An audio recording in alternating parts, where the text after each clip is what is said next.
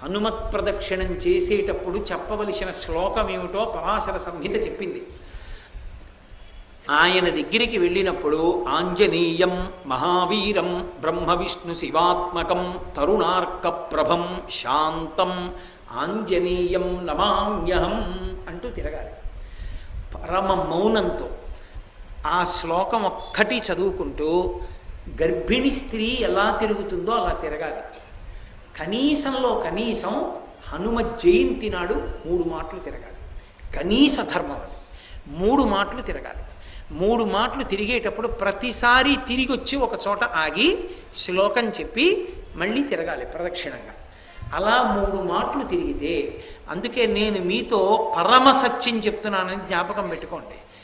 ఎంత ఉద్వేగభరితమైన పరిస్థితుల్లో, ఎంత కష్టంలో ఉండనివ్వండి, హనుమత్ ప్రదక్షిణాలు చేస్తే మనస్సుకి శాంతి కలుగుతుంది.